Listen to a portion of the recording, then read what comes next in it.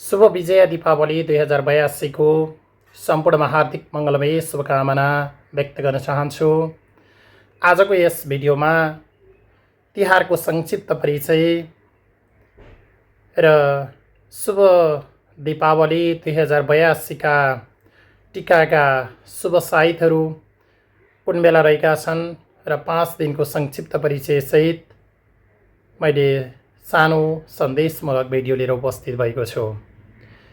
तिहार पर्व समस्त हिन्दू जगतका लागि विजयादशमी पछाडिको दोस्रो ठुलो चाडको रूपमा लिएको छ। अत्यन्तै हर्षोल्लास, दाजुभाइ र दिदी बहिनी बीचको सम्बन्ध प्रगाड गर्ने एउटा महान शक्ति बोकेको विजयादशमी पछाडिको दोस्रो ठुलो चाडको रूपमा रहेको छ।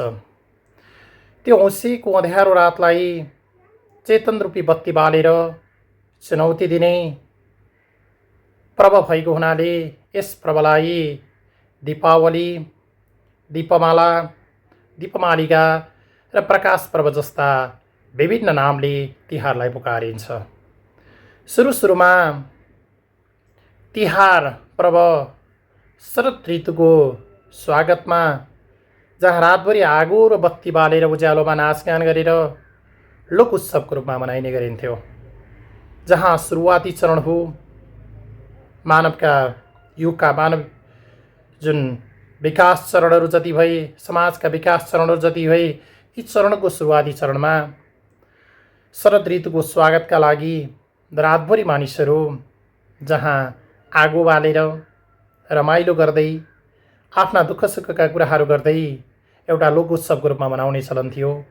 लोक उत्सव पछाडि कृषि उत्सवको सुरुवात भयो, जहाँ यो समय जहाँ तिहारको अवधिमा अन्नबालीहरू पाक्ने र अन्नबाली पाकिसके पछाडि अन्नबालीको जुन जङ्गलको छेउमा रहेको अन्नबाली जङ्गली जनावरबाट संरक्षण गर्नुपर्ने हुनाले रातभरि कृषकहरू त्यही जङ्गलको छेउमा जहाँ आफ्नो खेतीबाली छ त्यो बचाउनका लागि साइडमा बसेर आगो बाल्ने, बत्ती बाल्ने अनि त्यही रमाइला गीतहरू गाउने, तितामिठा गन्थन मन्थनहरू गर्ने।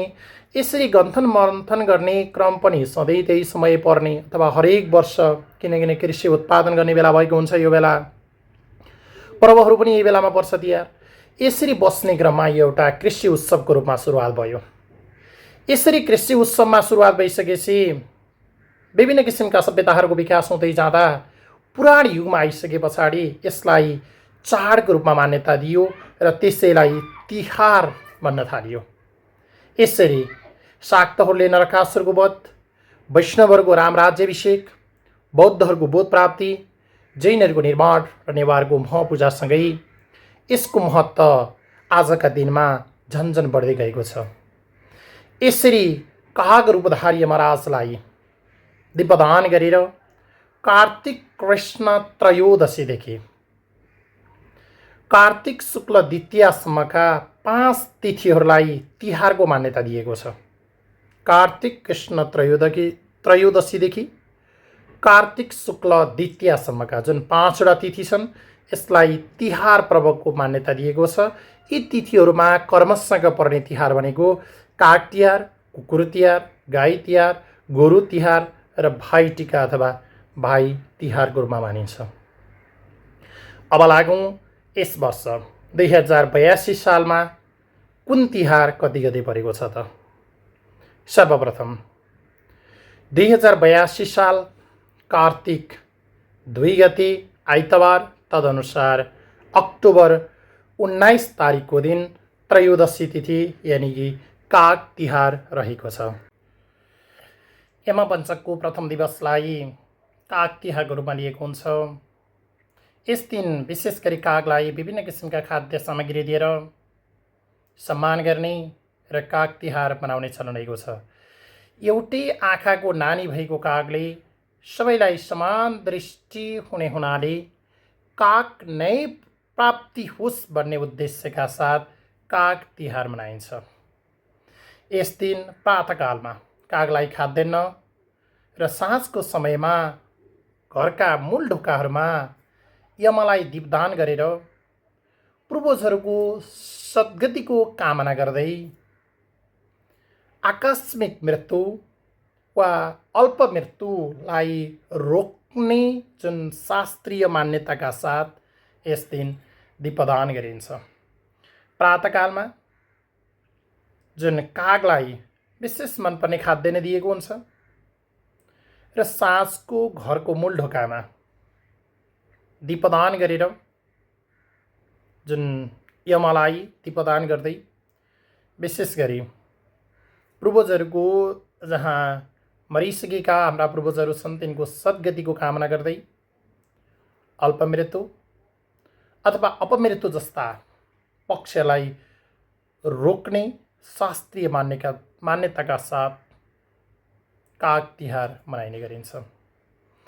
2082 साल कार्तिक 3 गते सोमबार, तदनुसार अक्टोबर 20 तारिकको दिन नरक चतुर्दशी, जसलाई कुकुर तिहार र लक्ष्मी पूजाको रूपमा लिएको छ, जहाँ यमराजको दूत कुकुरलाई तेल घसेर माला लगाएर उसलाई मनपर्ने विभिन्न किसिमका खानेकुराहरू दिएर उसलाई मनपर्ने ठाउँमा डुल्न दिएर विशेष गरी यो दिन कुकुर तिहार मनाउने गरिन्छ अथवा कुकुरको पूजा नै प्रमुख हो।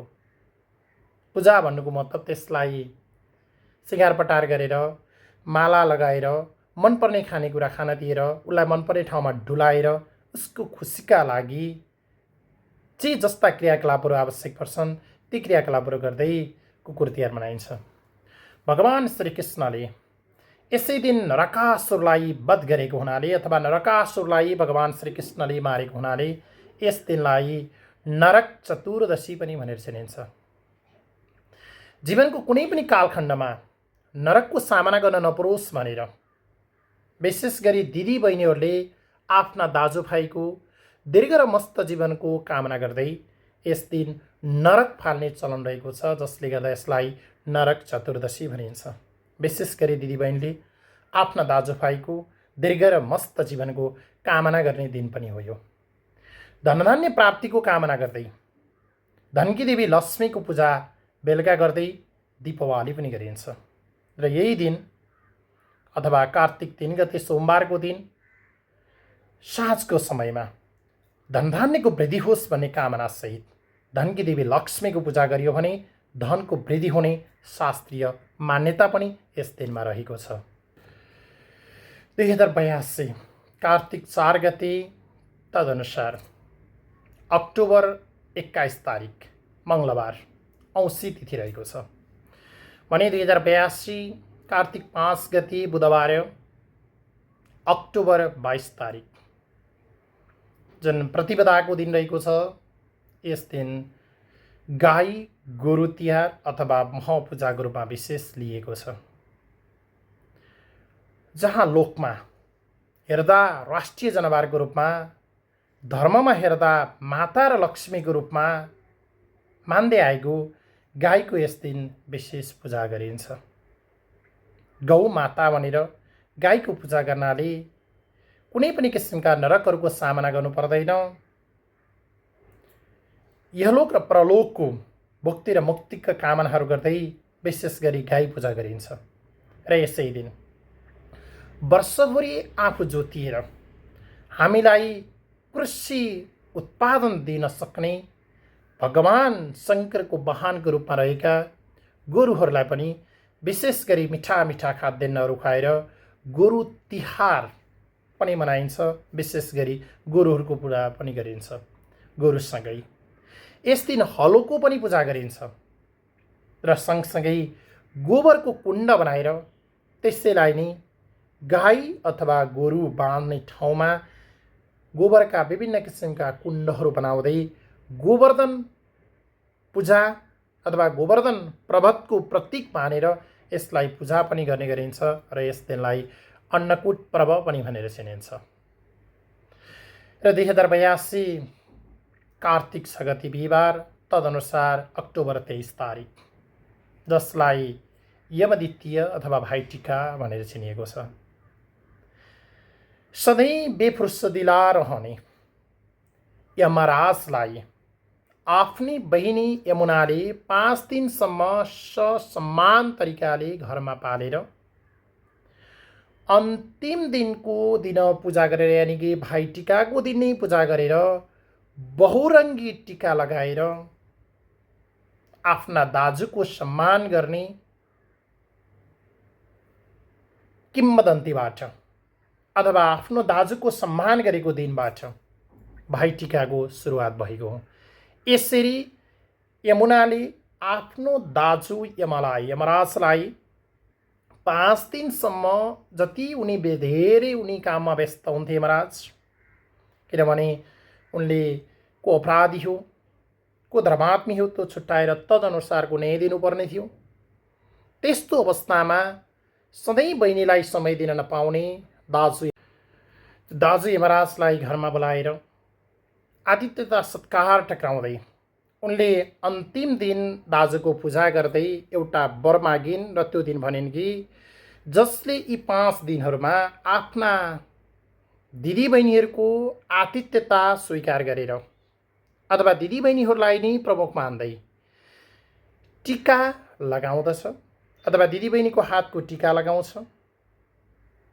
मखमली माला अथवा मखमली फुलको तिहारे फुलको जुन भनिन्छ त्यो माला लगाउँछ अथवा दिदीबहिनीले दिएको सद्भावलाई स्वीकार गर्दछ, विशेषतः टिका नै लगाएर स्वीकार गर्दछ भने त्यो जन अकाल मृत्युबाट बच्न सकोस् भनेर वर मागिन्। त्यस पछाडि यमराजले आफ्नी बहिनी यमुनाले मागेको वरदान पनि पुरा गरिदिएको हुनाले भाइटिकाको सुरुवात भयो।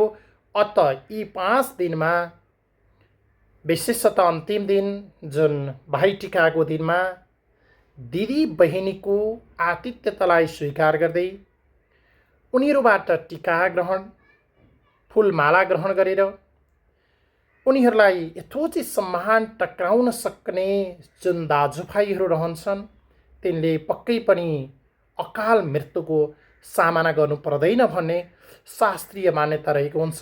तदअनुरूप हामीले टिका र माला दिदीबहिनीको हातबाट ग्रहण गर्दछौँ।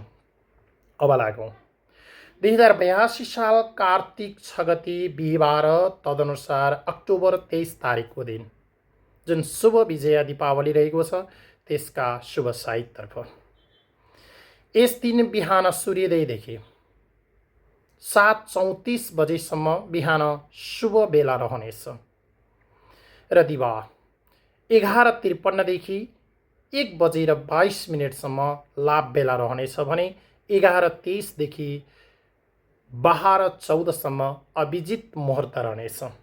यी मुहुर्तहरूमा हामीले टिका ग्रहण गर्न सक्छौँ। सूर्योदयदेखि 7:34 शुभ बेला रहनेछ। कतै जान टाढा जान हतार छ, दिदीबहिनीको हातको टिका लगाएर हिँडिहाल्नु पर्नेछ, यात्रा तय गर्नुपर्नेछ भने यो बेलामा पनि हामीले टिका ग्रहण गर्न सक्छौँ। दिवा 11:53 देखि दिवा 1:23 बजेसम्म लाभ बेला रहेको छ। यो समयमा पनि हामीले सहज रूपमा टिका ग्रहण गर्न सक्छौँ भने अभिजित मुहुर्त भनेर 11:23 देखि 12:14 लिएको छ। यो अत्यन्तै शुभ बेला अथवा अत्यन्तै उत्कृष्ट बेलाको रूपमा पनि यसलाई लिएको छ। विशेषतः यस दिन चन्द्रमा पश्चिम दिशामा रहने हुनाले पश्चिम मुख गरी टिका थाप्नु उपयुक्त हुन्छ।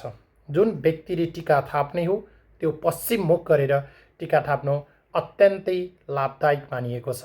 यस दिनमा अन्ततः सम्पूर्ण श्रद्धालु भक्तजनहरूलाई शुभ दीपावली 2082 को हार्दिक मङ्गलमय शुभकामना व्यक्त गर्न चाहन्छु।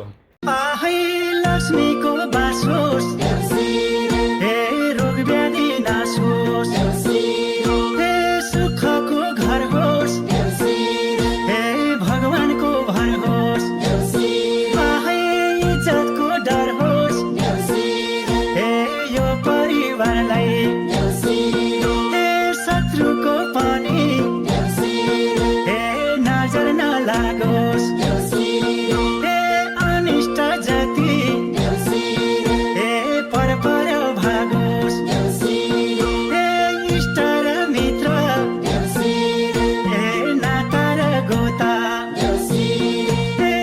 छिमेकीलाई